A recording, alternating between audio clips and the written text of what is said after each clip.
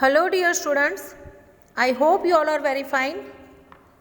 Today we are going to learn chapter number 3 of standard 8, Prahelika means riddles और puzzles.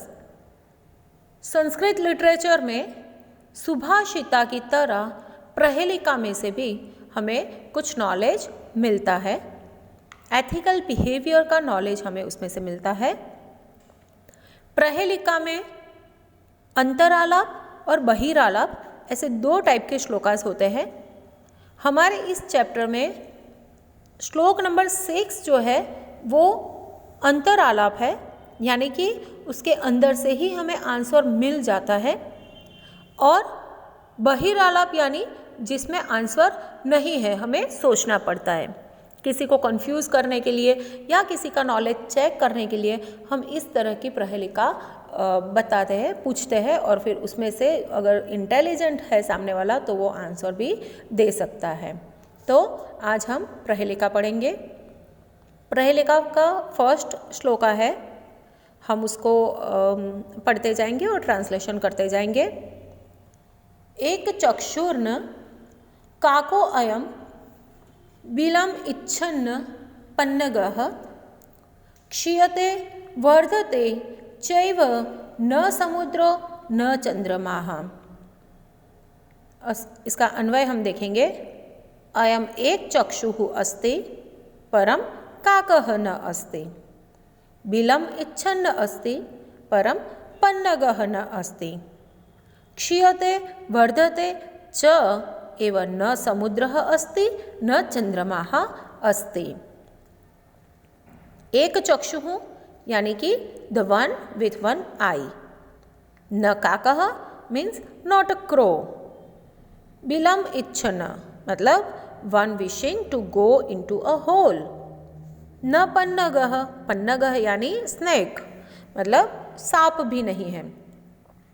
क्षीयते becomes less, कम होता जाता है. वर्धते becomes more, बढ़ता जाता है. न समुद्रः नॉट अ सी, न चंद्रमाः नॉट द मून. ओके, अब ये वर्ड मीनिंग समझ गए तो हम ट्रांसलेशन बहुत इजी ही कर लेंगे. This has one eye but is not a crow. In spite of wishing to go into a hole is not a snake. Vents and waxes, but is neither a sea nor the moon. अब इसका उत्तर क्या होगा, मतलब इसकी एक आई है पर वो क्रो नहीं है. कहते हैं कि क्रो को एक आई होती है, बट इसकी एक आई है पर ये क्रो भी नहीं है. फिर इसको होल में, मतलब यहाँ पर होल में जाना होता है, बट ये स्नेक नहीं है. ये जब आप उसको मतलब वो बढ़ता भी जाता है और कम भी होता जाता है, पर ये सी और मून भी नहीं है. तो क्या है, तो उसका आंसर है सूची ही. सूची ही का मतलब है नीडल. मतलब नीडल जो होती है उसका होल भी होता है, उसमें हम थ्रेड डालते हैं तो फिर वो जब स्टिच करते हैं तो वो बढ़ता भी है और कम भी होता है. और वो उसकी एक आँख, मतलब एक जो होल होता है वो एक आँख जैसा होता है, पर वो काक भी नहीं है. ओके, सो फर्स्ट वाला हमारा क्लियर हो गया. Now come on the second श्लोक. चतुर्मुखो न च ब्रह्मा वृषारूढ़ो न च शंकरः निर्जीवी च निराहारी अजस्रम धान्य भक्षणम. इसका अन्वय देख लेंगे. सह चतुर्मुखः अस्ति परम ब्रह्मा न अस्ति. वह चतुर्मुख है पर वह ब्रह्मा नहीं है. वृषारूढ़ पर शंकर न, वह वृष आरूढ़ यानी कि बूल पर बैठता है पर वो शंकर भगवान नहीं है.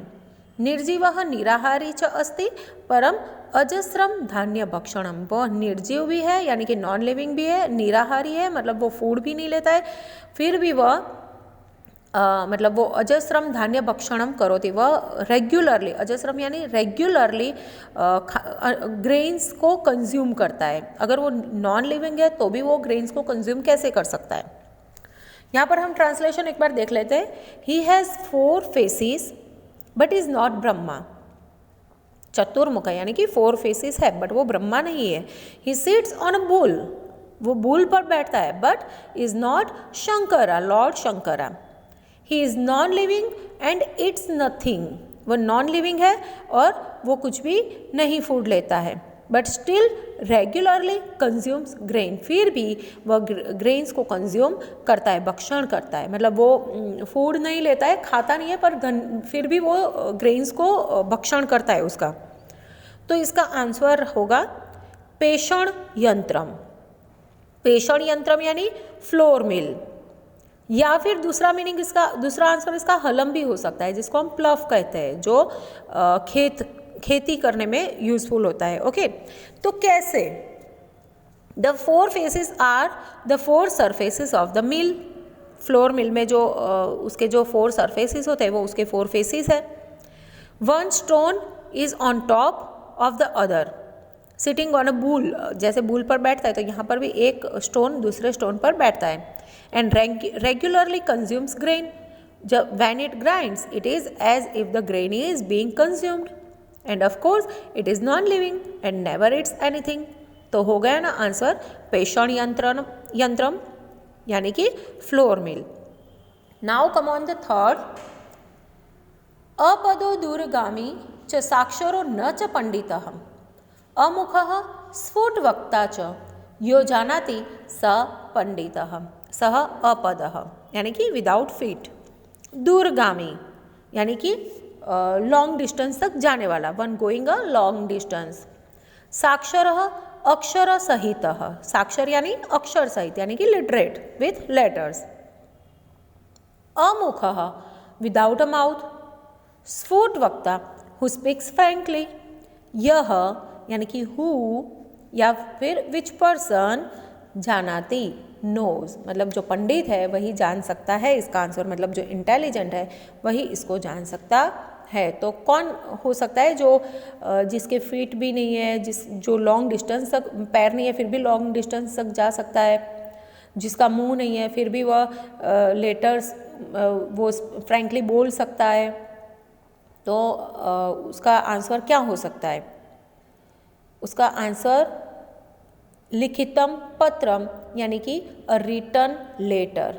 पहले हम इसका ट्रांसलेशन एक बार देख लेते हैं। He is without feet but one who goes long distance, is literate but is not a scholar, he has no mouth but still speaks frankly, who ever knows this is a scholar. Okay, scholar जिसको हम कहते हैं कि भाई हाँ, अब पता चला कि पत्र है तो वो बोलता नहीं है, फिर भी उसमें से हम पढ़ते हैं तो वो बोलता है, ऐसा लगता है, उसके अंदर वर्ड्स है, वो अनपढ़ है फिर भी वर्ड्स है। तो आंसर क्लियर हो गया।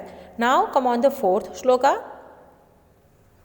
पर्वताग्रे रथो याति भूमो तिष्ठति सारथी ही चलति वायुवेगेन पदम एकम न गच्छति। पर्वताग्रे यानी कि on the tip of mountain या फिर ऑन अ माउंटेन। रथः अ चैरियट। याति मूव्स या फिर इज मूविंग। भूमो यानी कि ऑन अर्थ। सारथी यानी कि चैरियटर। तिष्ठति इज स्टैंडिंग या सिट्स। एकम पदम वन स्टेप। न गच्छति डज नॉट गो।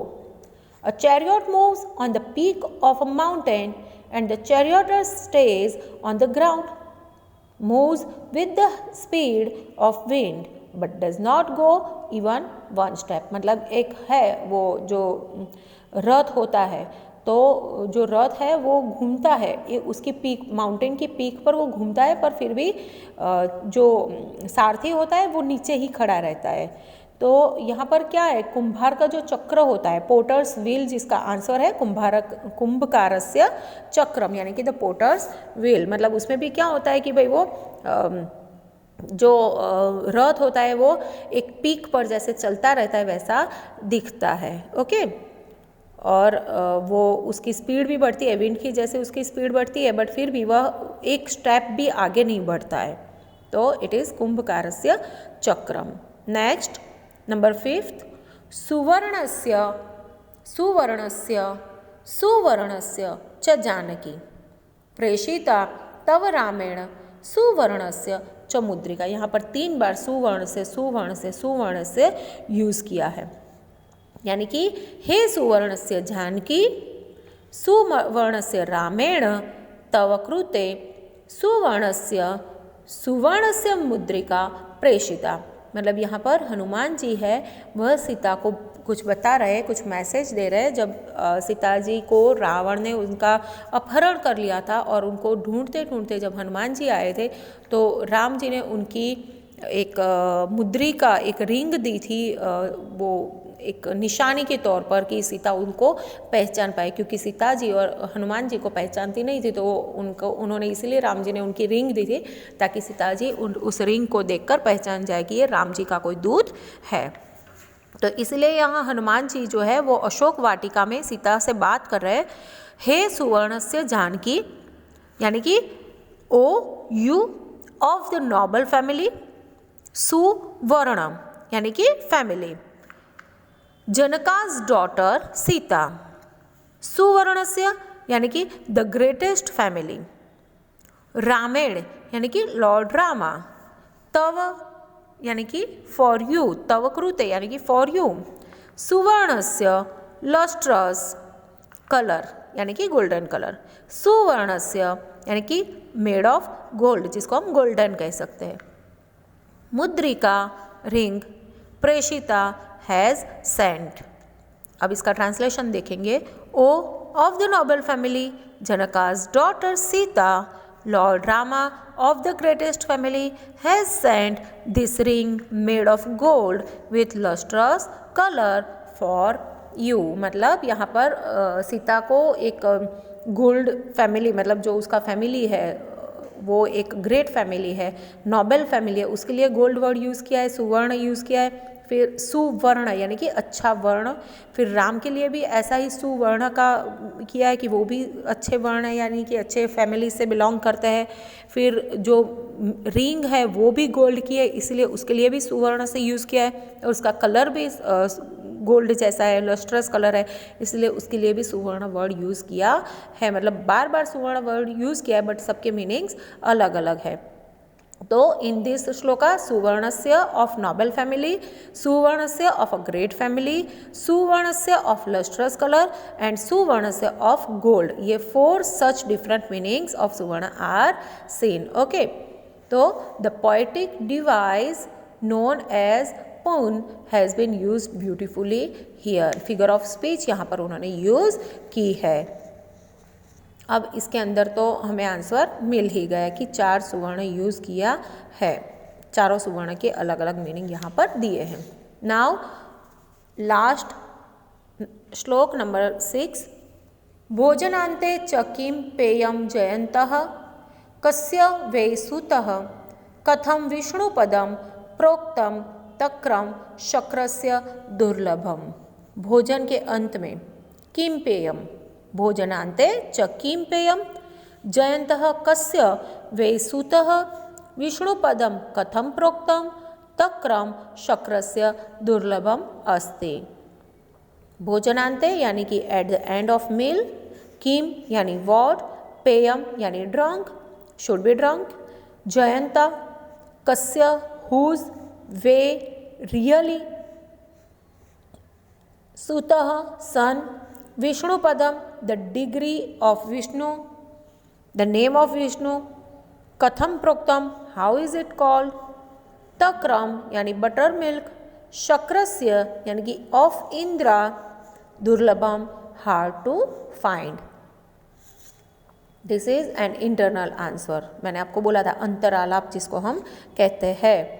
तो internal answer type of riddle in which the answers to the first 3 questions are given in the 4th quarter. Okay, the 4th quarter also states a strange fact. It is difficult even for Indra to get buttermilk. This quarter shows the importance and usefulness of buttermilk. Okay, यहाँ पर buttermilk का usefulness बताया है। What should be drunk at the end of a meal? Buttermilk. Whose son is Jayanta? Indra's. How is Vishnu's name said to be? तो difficult to get. तीनों के answers यहाँ पर हमें मिल गए हैं। प्रथम प्रश्न क्या है, भोजनांते किम पीयम, तो हमें आंसर मिल गया कि भाई तक्रम। दूसरा प्रश्न है जयंतः कस्य सुतः अस्ति, तो शक्र से यानी कि इंद्र का। फिर विष्णुपदम कथम प्रोक्तम, तो दुर्लभम मतलब डिफ़िकल्ट टू गेट, वो मिलना बहुत ही मुश्किल है।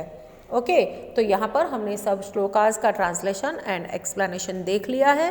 अब उसके बाद ग्लोसरी, संधि और एक्सरसाइज है जो आपको होमवर्क में नोटबुक में करनी है। आई होप आप सबको बहुत अच्छे से समझ में आ गया होगा। तो थैंक यू स्टूडेंट्स।